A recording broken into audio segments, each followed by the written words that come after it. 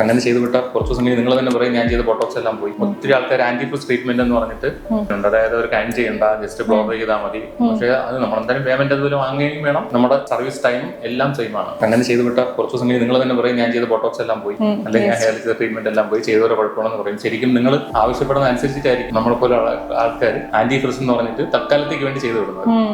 എനിക്ക് hair Botox ചെയ്യണം, ഭയങ്കര ഫ്രീസിയാ, ഡിഫിക്കൽട്ട് ടു മാനേജ്. പിന്നെ ഇത് ഡ്രൈ ആവുന്ന പോകുന്നതിന്റെ കാരണം എന്താണെന്ന് അറിയാമോ? ശരിക്കും ഹെന്ന ഞാൻ അപ്ലൈ ചെയ്യാറുണ്ട് because of grey hairs. Maximum henna ഒഴിവാക്കണം, ഇനി തീരെ ഒഴിവാക്കണം. ബോട്ടോക്സ് ചെയ്ത് കഴിഞ്ഞിട്ട് പിന്നെയും ഹെന്ന ചെയ്ത് കഴിഞ്ഞാൽ വീണ്ടും ഈ ഡ്രൈനസ് തന്നെ ആയിരിക്കും നമ്മൾ വീണ്ടും മെയിൻറ്റെയിൻ ചെയ്യേണ്ടി വരുന്നത്. സ്ട്രൈറ്റ് ലുക്ക് വേണ്ടാന്ന് പറഞ്ഞെങ്കിലും പക്ഷേ ഈ ഹെയർ ഒരു സ്ട്രൈറ്റ് ലുക്ക് ചെയ്താൽ മാത്രമേ നിങ്ങൾ കൊടുക്കുന്ന പൈസയ്ക്ക് ഉള്ള സർവീസ് നിങ്ങൾക്ക് കിട്ടത്തുള്ളൂ. അല്ലാതെ നമുക്ക് ഇതൊരു ആന്റിഫ്രിസ് എന്ന രീതിയിൽ ഈ ഒരു ഇത് മാറ്റി കിട്ടി കഴിഞ്ഞാൽ പെട്ടെന്ന് അത് തിരിച്ച് നോർമൽ ഹെയറിലോട്ട് തന്നെ തിരിച്ചു പോകും. എവിടെ സ്ഥലം എവിടെ? ഞാൻ എക്സാക്ട്ലി മുംബൈയിൽ നിന്ന് വരുന്നത്. സ്റ്റാർട്ട് ചെയ്യാം.